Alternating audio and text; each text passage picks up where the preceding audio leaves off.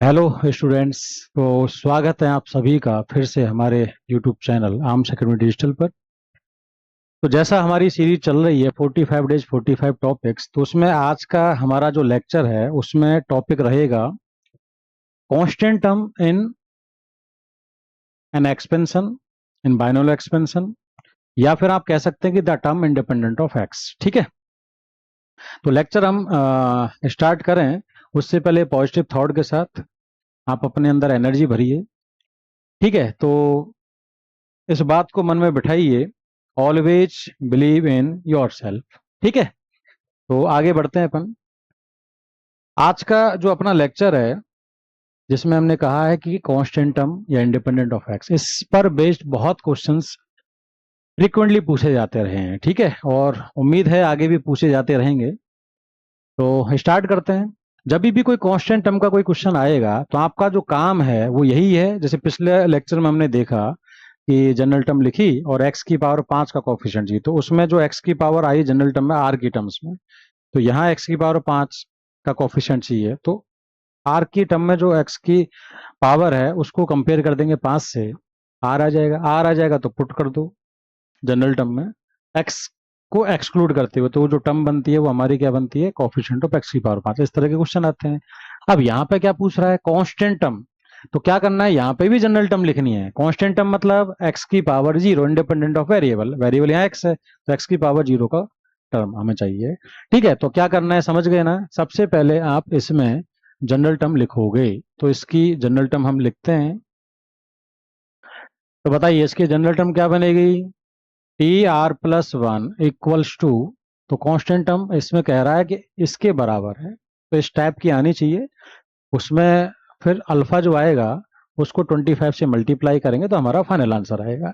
तो general term T R plus one क्या बनेगी, जल्दी बोलो। एन सी आर, यह है cube root, fifth root of 3 upon X की होल पावर 12 माइनस आर, और ये है 2x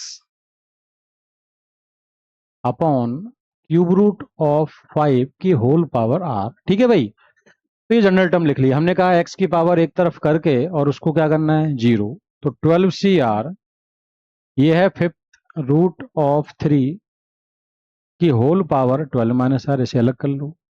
और यहाँ पे भी कांस्टेंट है, और अपॉन में क्या जगह, एक्स की पावर 12 माइनस आर, और 2 की पावर यहाँ क्या आएगा, आर, और एक्स की पावर आर, और अपॉन में क्या है, क्यूब रूट ऑफ 5 की होल पावर आर। ये हमने अलग अलग कर लिया।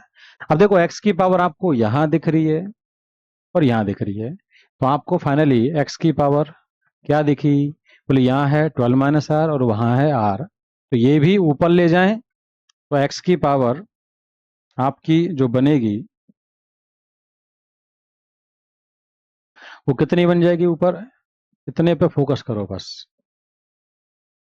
तो एक्स की पावर आपकी ऊपर बनेगी R-12 प्लस आर, इसको हमें क्या करना है, 0। तो अब एक्स की पावर कितना आ रहा है, 2R-12, भाई 0 कर दो उसे। तो 2R-12 अगर 0 किया तो भाई आर कितना आ गया, 6। आर बराबर क्या आ गया, 6। तो कई बार यही पूछ लिया था, बताओ कौन सी टर्म है जो कि इंडिपेंडेंट ऑफ एक्स है। तो आर अगर 6 है, यहाँ रखोगे 6 प्लस 1 तो 7th टर्म है। तो एक तो ये क्वेश्चन बनता है। ठीक है, और बाकी टर्म ही पूछ ले, कांस्टेंट टर्म जैसे पूछी है तो निकाल लेते हैं। आर बराबर 6 यहाँ पुट करोगे इसमें, तो एक्स तो गायब हो ही जाएगा, रिमेनिंग जो है उसमें 6 पुट कर दो, तो 12C6, और ये है क्यूब फिफ्थ रूट ऑफ 3, तो फिफ्थ रूट मतलब 3 की पावर 1/5 की होल पावर 12 माइनस आर 6 रखेंगे तो 12 माइनस 6 क्या होगा, 6, और ये आएगा 2 की पावर 6, और यहाँ है क्यूब रूट, क्यूब रूट मतलब 5 की पावर 1/3 की पावर 6, ये आपका टर्म है। इसको अब आपको इस फॉर्मेट में लिखना है। ठीक है, तो जो फिर अल्फा वहां से मिलेगा उसको 25 से मल्टीप्लाई कर देंगे, तो कितना है ये, 12C, आर की जगह क्या लिख चुके हैं, 6, तो 12C6 निकाल लेते हैं अपन। कैसे निकालेंगे, 12C6, तो 12 को 6 बार ब्रेक करना पड़ेगा। ठीक है, तो 12, 11, 10, और 9, 8, 7, 6 फैक्टोरियल मतलब 720, इंटू, ये हमने 12c6 लिखा। 3 की पावर कितना बन गया ये 6/5। 2 की पावर 6 है ये, 2 की पावर 6 क्या होता है 64।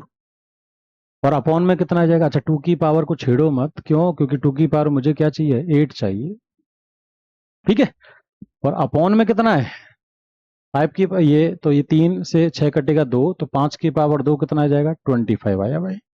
क्लियर है, ठीक है। तो देखो अब हमें फिफ्थ रूट 3 चाहिए। फिफ्थ रूट 3, तो ये 3 की पावर कितना है 6/5। फिफ्थ रूट 3 मतलब 3 की पावर 1/5। तो 6/5 को हम लिख सकते हैं कितना, बोले 6/5 में डिवाइड करेंगे तो 1 + 1/5, 3 की पावर में है ये ऐसा। जब 3 की पावर में आप ऐसा लिखोगे तो आपको पता है बेस सेम पावर ऐड हो जाती हैं, तो पावर ऐड हो रखी है तो उनको हम स्प्लिट कर सकते हैं। तो क्या बनेगा, सिंप्लीफाई कर लो।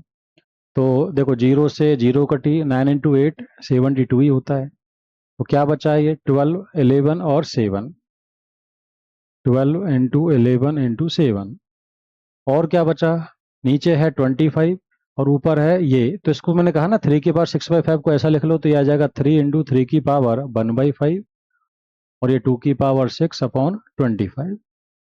अब आपको टर्म जो चाहिए उसमें फिफ्थ रूट ऑफ 3, तो देखो फिफ्थ रूट ऑफ 3 ये रहा, तो इसको हम छेड़ेंगे नहीं। और 2 की पावर कलेक्ट कर लो कितनी 8, तो देखो 2 की पावर 6 यहाँ है और यहाँ है, ये जो 12 है इसे क्या लिख लेंगे 4 × 3। तो जो 4 है वो 2 की पावर 2, तो 2 की पावर 2 × 2 की पावर 6 क्या बनेगा 2 की पावर 8। तो इसको अलग अलग कर लो, 2 की पावर 8 अलग कर लिया इंटू, अब इसका जुगाड़ हो गया 4 का हो गया। अब क्या बचा 3 की पावर 1/5 मतलब फिफ्थ रूट ऑफ 3, ये भी हमने लिख लिया, तो इसका भी जुगाड़ हो गया। अब क्या क्या बचा आपके पास 3, 11 और 7, तो 3, 11, 7 और एक 3 ये भी बचा है, तो ये आ जाएगा 9। तो आपका आ रहा है 9 × 11 × 7 इंटू दिस। तो भाई ये जो अल्फा और अपॉन में 25 भी है, आपसे जो पूछा है ना उन्होंने कि अल्फा, तो अल्फा यही है, ये क्या है हमारा अल्फा। तो अल्फा अगर इतना है तो इसको मल्टीप्लाई करो, 9 × 11 मतलब 99 इंटू 7/25, तो 25 अल्फा चाहिए तुम्हें, 25 लेफ्ट में ले जाओ, तो 25 अल्फा इक्वल्स टू 99 × 7, तो मल्टीप्लाई कर दो, आई थिंक 100 × 7 करेंगे तो 700 आएगा, उसमें से 7 कम कर दो तो ये आ जाएगा 693, 693। सो आंसर इज सी, ठीक है। तो कांस्टेंट टर्म का कोई भी क्वेश्चन आए जनरल टर्म लिखो, एक्स की पावर जो आ रही है आर की टर्म्स में उसे 0 कर देना, आर आ जाएगा, आर फिर पुट कर देना जनरल टर्म में, आपकी कांस्टेंट टर्म आएगी, फिर वो जिससे भी कंपेयर करवाना चाहे करवा ले, ठीक है भाई। आगे बढ़ते हैं, नेक्स्ट क्वेश्चन पढ़ लो आराम से और फिर अपन स्टार्ट करते हैं। क्या कह रहा है, the term independent of x and expansion of this, ठीक है। ये अब देखो ये जो प्रॉब्लम है ये जेई में कई बार पूछा जा चुका है,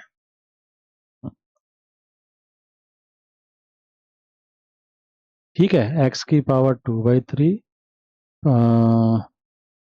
इसमें मिसप्रिंट है ये, ठीक है। ये जेई एडवांस में भी पूछा गया है, मेंस में भी पहले भी आ चुका है ये, ठीक है। अगेन पूछा गया, काफी पॉपुलर हो चुका है भाई, ठीक है।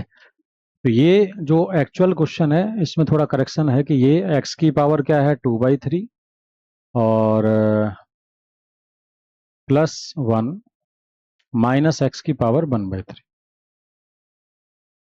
ये है आपका। तो इसके एक्सपेंशन में हमें क्या चाहिए कांस्टेंट टर्म या टर्म इंडिपेंडेंट ऑफ एक्स, ठीक है। अब एक बात बताओ, तो काफी अजीब सा लग रहा है कि भाई ये और x+1 upon x minus x की पावर 1/2 और उसकी पावर 10, ये आपका क्वेश्चन है, इसमें चीत। लेकिन बाइनोमियल थ्योरम अगर लगाने लगेंगे डायरेक्ट कि 10 CR -1 की पावर r उसकी पावर n - r उसकी पावर r, तो बहुत डिफिकल्ट हो जाएगा, ठीक है। तो जब भी ऐसा कोई क्वेश्चन आए तो जहां सिंप्लीफिकेशन डिफिकल्ट हो रहा है तो आप पहले उस एक्सपेंशन करने से पहले ही आप उसे सिंप्लीफाई करो इसको। तो देखो भाई यहाँ एक्स की पावर 1/3 है, एक्स है, तो एक्स की पावर 1/3, 2/3, 1, तो एक्स पावर 1/3 का क्यूब एक्स होता है। तो हम ये जो एक्स लिखा है ना इसको हम एक्स की पावर, ये जो ऊपर में एक्स लिखा है उसे क्या लिखें एक्स की पावर 1/3 का क्यूब, और इसको लिख लो 1 की पावर 3। तो उससे क्या होगा, बोले ए क्यूब प्लस बी क्यूब का फॉर्मूला लगाएंगे, नीचे जो टर्म दिख रहा है वो जनरेट होगा फैक्टर में। तो इसमें लगाओ A cube plus B cube का फॉर्मूला, तो उसका फॉर्मूला क्या है, ए प्लस बी और ए स्क्वायर, एक्स की पावर 1/3 का स्क्वायर करेंगे तो एक्स की power 2/3, A square plus B square minus A B, ये आपका आ रहा है। और नीचे में आई थिंक आपको सबको दिख ही गया होगा कि यही चीज नीचे लिखी गई है। ठीक है, तो ये जब देखी गया है तो अपन कह सकते हैं कि भाई ये और ये कैंसिल हो जाएगा। क्लियर हुआ। इसके बाद इसमें अब जो बचा है यहाँ पे उसको भी एज इट इज लिखो। अब देखो ये है x, ये है x की पावर 1/2, x की पावर 1/2 मतलब अंडर रूट एक्स। तो ये जो लिखा है इनमें से x की पावर 1/2 नीचे से कॉमन आएगा, तो यहाँ क्या बचेगा, x की पावर 1/2 माइनस 1 रूट एक्स। और ये जो लिखा है ऊपर में x प्लस 1, ठीक है, ऊपर क्या लिखा है x प्लस 1, आई थिंक इसमें भी गड़बड़ी है।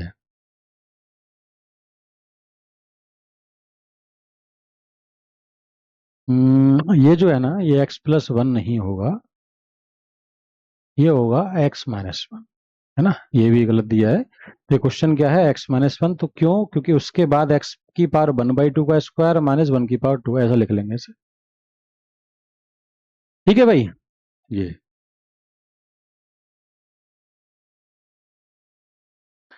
तो देखो ये फैक्टर कट गया, ये कितना आ रहा है, x की पावर 1/3 प्लस 1 माइनस, और यहाँ इसके कर लो factor, a minus b a plus b, इसकी पावर 10 है, तो फैक्टर करोगे ना इसके तो कितने आएंगे, x की पावर 1/2 माइनस 1 और x की पावर 1/2 प्लस 1 और अपॉन में x की पावर 1/2 आ ही चुका है और x की पावर 1/2 माइनस 1 आ रहा है। ठीक है, तो इसकी होल पावर क्या लग जाएगी, 10। तो देखो भाई ये और ये कट गया, अब ये सिंप्लीफाई करेंगे तो ये आ जाएगा x की पावर 1/3 प्लस 1, एक्स की पावर 1/2 से x की पावर 1/2 प्लस 1 डिवाइड कर दो, तो x की पावर 1/2 अपॉन x की पावर 1/2 क्या हो जाएगा, 1 प्लस 1 अपॉन x की पावर 1/2। ये आपका क्वेश्चन बना भाई। तो इसको थोड़ा सिंप्लीफाई कर लें तो क्या बचा, अब तो हो ही गया सिंप्लीफाई। ये फाइनल सिंप्लीफिकेशन है कि x की power 1/3 plus 1 minus 1 upon X की पावर 1/2। क्लियर। तो देखो 1 से 1 कट गया, तो फाइनल आंसर जो आपका आया, मतलब फाइनल जो एक्सप्रेशन मिला वो क्या मिला, इसमें x की पावर 1/3 माइनस ये क्या है, x की पावर माइनस 1/2 की होल पावर 10, ये आपका जिसको हमें एक्सपेंड करना है ना वो ये है ना। तो ये क्वेश्चन मिसप्रिंट है ना, क्योंकि काफी बार पूछा गया सेम क्वेश्चन, और इसका आंसर भी याद है मुझे, 210 आएगा। ठीक है, काफी पॉपुलर है, तो इसमें मिस्टेक हो ही नहीं सकती। तो x प्लस 1 क्या लिखा है, जो लिखा था यहाँ तक मुझे लगता है सबको क्लियर हो जाना चाहिए, फैक्टर वगैरह करके हमें यहाँ पर अब हमें दिख गया होगा सबको, यार ये तो क्वेश्चन ऐसे हमने पहले भी किए हैं, क्या कि एक्स की टर्म a माइनस बी की होल पावर 10 है, जनरल टर्म लिख देंगे और एक्स की पावर जो आएगी उसे 0 कर देंगे। तो इसकी जनरल टर्म अब लिखेंगे भाई, तो इसकी जनरल टर्म लिख देते हैं फटाफट। तो इसकी जनरल टर्म मतलब टी आर प्लस 1 क्या बनेगी, बोले -1 की power R, N C R, N मतलब कितना है 10, तो 10 सी आर और एक्स की पावर 1/3 की whole power 10 minus are.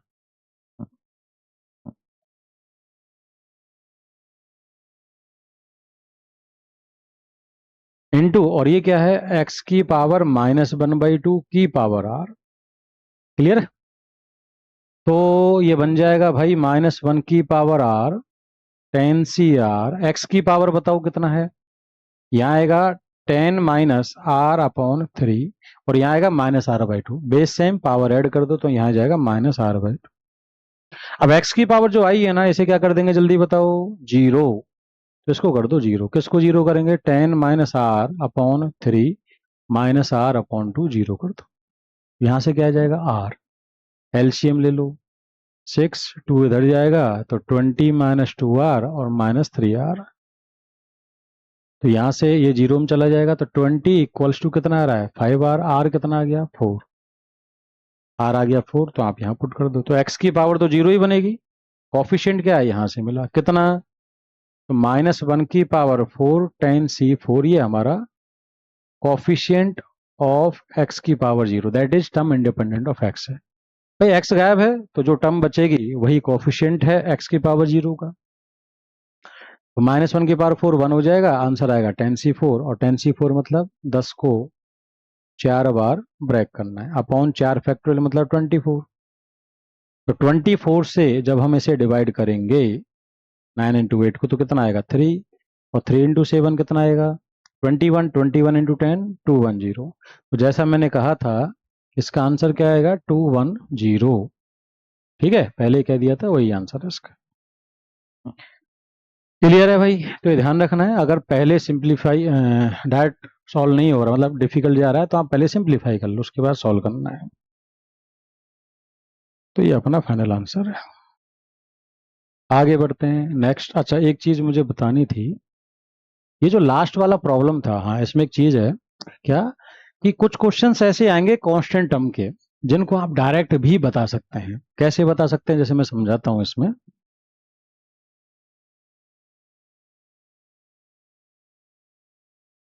Direct मतलब ये जितने स्टेप्स मैंने अभी काटे ना, वो सब मैं डायरेक्ट कर सकता था। कैसे यार, जब मैं इसकी लिखूंगा ना टर्म, तो मुझे देखो यहाँ नीचे एक्स दिख रहा है, ऊपर एक्स दिख रहा है, और मुझे पता है इसकी पावर, फर्स्ट टर्म की पावर और सेकंड टर्म की पावर दोनों को जोड़ के 12 आना है। तो 12, अब नीचे एक्स ऊपर एक्स है, तो क्यों ना हाफ हाफ दे दिया जाए दोनों को, यानी कि इसकी पावर 6 लगा दो, इसकी भी पावर 6 लगा दो, सेकंड वाले की। तो एक्स की पावर 6 नीचे और ऊपर कैंसिल हो जाएगा, कांस्टेंट टर्म मिल गई। तो यानी डायरेक्ट आप बाई ऑब्जर्वेशन भी कर सकते हैं, जब ऊपर नीचे एक्स हो या सेम पावर हो एक्स की, और ऊपर में यहाँ इवन टर्म हो, हाफ हाफ कर देना भाई। यानी कि आप डायरेक्ट क्या कह सकते थे कि भाई 12c6 जब करोगे ना, तो fifth root of 3 upon X की पावर 6 आएगा, और ये जो है ना 2x upon cube root of 5, इसकी भी पावर 6 आएगा, तो एक्स की पावर 6 एक्स की पावर 6 कट जाएगा, तो डायरेक्ट आपको इस स्टेप पे पहुंच जाओ। यही है आपका कांस्टेंट टर्म यहाँ जो था। ये क्लियर है? ठीक है, चलो आगे बढ़ते हैं अब अपन। नेक्स्ट हमारा क्वेश्चन है, देखो क्या कह रहा है, पढ़ो। कह रहा है कि if the constant term in expansion, देखो हमने 3 प्रॉब्लम लिए हैं, तीनों डिफरेंट कैटेगरी के हैं, सेम टाइप का नहीं लिया है। ठीक है, तो पहले में हमने देखा डायरेक्ट कि जनरल टर्म लिखो और एक्स की पावर 0 कर दो। सेकंड में हमने देखा कि सिंप्लीफाई करो, पहले डायरेक्ट नहीं आएगा। तीसरे में हमने देखा कि भाई ये नहीं दिया है, इसमें तो अगर पूछता तो डायरेक्ट निकाल ही देते जनरल टर्म लिख के, लेकिन इसके साथ ये भी मल्टीप्लाई हो रहा है। ठीक है, तो जैसे हमने लास्ट लेक्चर में देखा जनरल टर्म में, बिल्कुल ऐसे यहाँ है कि इसकी जनरल टर्म लिखो और उसको हर चीज से मल्टीप्लाई करना है। ठीक है, तो बताओ इसकी जनरल टर्म क्या बनेगी। तो इसकी जनरल टर्म होगी -1 की power r 9cr 3/2 x square की whole power 9 - r into 1/3x की होल पावर r, ये आपने जनरल टर्म लिखी। ठीक है, तो ये क्या बन गया फाइनली, ये बन गया -1 की पावर r 9cr, और ये कांस्टेंट है 3/2, तो 3/2 की पावर 9 - r आ जाएगा, और यहां से आ जाएगा x की पावर कितना, अच्छा है कांस्टेंट यहाँ भी है 1/3 की पावर r, उसे भी अलग से लिख ही लो पहले ही, फिर वेरिएबल एक साथ लिख देते हैं। तो x की पावर यहाँ कितनी बनेगी, 2 मल्टीप्लाई होगा तो 18 - 2r, और ये x की पावर r आएगा जो कि नीचे है x की पावर r। अब ये ऊपर जाके क्या है, माइनस हो जाएगा पावर, और 18 - 2r - r क्या बन जाएगा 3r। तो ये हमें फाइनली ऐसा मिलेगा। ये जनरल टर्म लिख ली x की टर्म्स में। ठीक है, अब अब आपको पता है कि भाई r अगर पता चल जाए तो टर्म बनेगी। ठीक है, तो ये पूरा इससे मल्टीप्लाई हो रहा है, तो आप क्या करो, पहले इन दोनों को जैसे मल्टीप्लाई करो तो ऐसा देखेगा, आपको क्या देखेगा, बोले 1 इससे मल्टीप्लाई होगा तो 3/2 एक्स स्क्वायर -1/3x इसकी पावर 9, फिर 2x इससे मल्टीप्लाई होगा तो +2x into 3/2 x square -1/3x की होल पावर 9। ये हमें हर बार नहीं करना है, बस पहली बार अगर हमें समझना है, समझ नहीं डायरेक्ट नहीं कर पाते हैं, तो हमें एक एक करके लिख के देख लो। बात तो यहीं पे जो लिखा है वहीं से अपन आंसर कर देंगे डायरेक्ट। कैसे वो समझते हैं पहले। एक गलत नहीं होना चाहिए अभी, है ना। तो ये आ जाएगा -3x⁻³ और ये हमने लिख दिया 3/2 x² -1/3x⁻⁹ यानी आपका जो क्वेश्चन था कि कांस्टेंट टर्म हमें इसमें चाहिए प्रोडक्ट में, तो हमने इसको तीनों टर्म से मल्टीप्लाई कर दिया। तो देखा जाए तो कांस्टेंट टर्म हमें कहाँ चाहिए, this plus this plus this में चाहिए। अब देखो भाई, आप समझ जाओगे कैसे कि सबसे पहले तो इसमें कांस्टेंट टर्म ढूंढ लेते हैं। ये एडिशन है, अलग अलग इंडिविजुअल ढूंढ लेते हैं। इसमें कांस्टेंट टर्म चाहिए इसमें, तो इसमें इसकी जो जनरल टर्म है हमने ये लिखी हुई है, उसमें एक्स की पावर कितनी है 18 - 3r। तो इसमें कांस्टेंट टर्म के लिए मुझे 18 - 3r को क्या करना पड़ेगा 0, तो r मेरा आ जाएगा 6।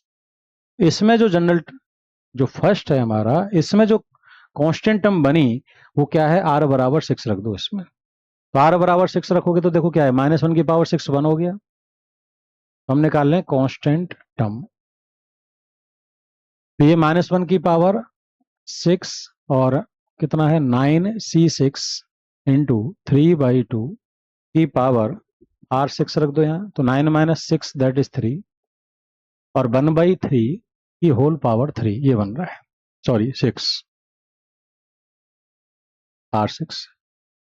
ठीक है, तो पहला तो ये आया और प्लस इसमें आ जाते हैं। इसके लिए x को हम किससे मल्टीप्लाई करें कि हमें कांस्टेंट टर्म मिले, मतलब x की पावर 0। तो x इंटू एक्स की पावर -1 करेंगे तभी तो x की पावर 0 आएगी। तो यानी इसमें मुझे क्या चाहिए, x की पावर -1।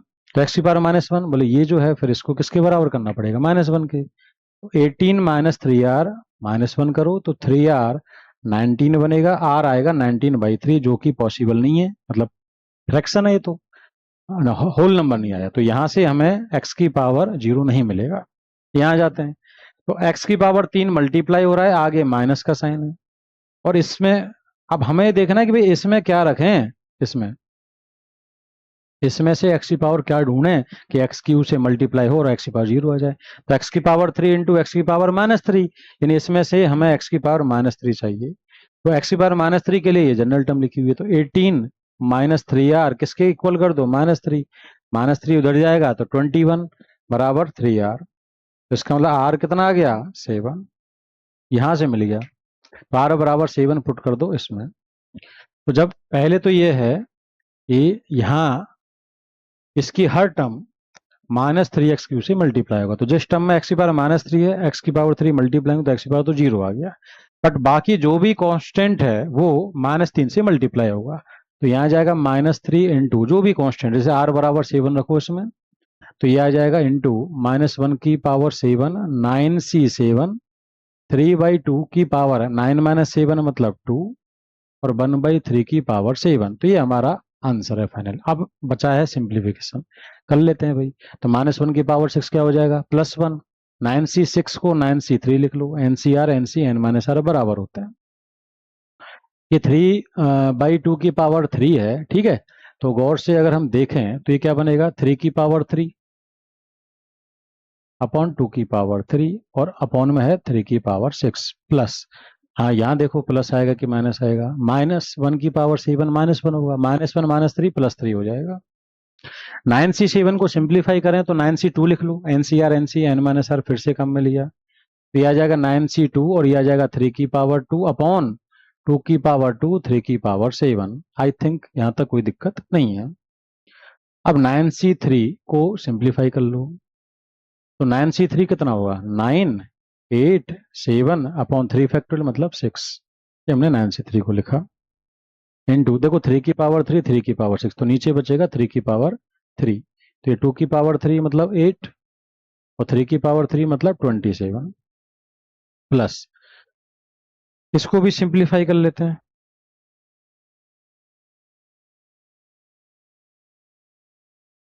हाँ भाई ये क्या है 3 इंटू 9c2 मतलब 9 इंटू 8 डिवाइडेड बाई 2, ये 9c2 हो गया। और 3 की पावर 2 नीचे 3 की पावर 7 है, ऊपर बचेगा 1 और नीचे 2 की पावर 2 मतलब 4 और ये बचेगा 3 की पावर 5 दैट इज 243। ठीक है भाई। अब जो कैंसिलेशन हो रहा है वो कर लो। तो देखो 9 इंटू 8 मतलब 72, 72 अपॉन 6 12, और 12 काटो तो 2 इंटू 4 और ये आएगा 3 इंटू 4, 3 से कटेगा 9, तो नीचे कितना आया यहाँ पे 18, 9 इंटू 2, और ऊपर क्या बच रहा है 7। यहाँ जाते हैं, इसमें भी देखो, तो यहाँ देखेंगे अगर अपन, तो क्या हो रहा है यहाँ पे, ये 2 से 2 इंटू 4 8 हो गया, ठीक है, और 3 इंटू 9 27, और 27 से कटेगा कितनी बार 9 टाइम्स, तो ये आ गया आपका 1/9, ठीक है। तो सिंप्लीफाई कर लो, तो ये आ जाएगा एलसीएम 18, और यहाँ आ जाएगा 7 और यहाँ आ जाएगा 2, तो ये आ रहा है 9/18 मतलब 1/2, तो 1/2 वैल्यू आ रही है भाई इसकी। और आई थिंक हमें ये क्या दे रखा है पी, क्या दे रखा है हमें ये हमें दे रखा है पी, तो जो पी है हमारा उसकी वैल्यू कितनी आ गई 1/2, और हमसे पूछा है 108p, तो 108 इंटू 1/2, तो कितना आ जाएगा 54, so answer will be 54। I think clear है सारी चीजें, तो एक एक करके हमने 3 डिफरेंट वैरायटी के क्वेश्चन कर लिए हैं, आई थिंक कोई दिक्कत अब नहीं आनी चाहिए, ठीक है। ऑल द बेस्ट, जुड़े रहिए, बने रहिए, सारे वीडियो लेक्चर्स हमें देखने हैं रेगुलरली, ये हमें बना लेना नियम अपना, ठीक है। ओके, अब ये जो हमने क्वेश्चंस करवाए हैं इन पर बेस्ड आप खुद भी प्रैक्टिस कीजिए जेईई मेंस के, और क्वेश्चंस उठा के सॉल्व कीजिए, ठीक है। Okay, all the best, thank you.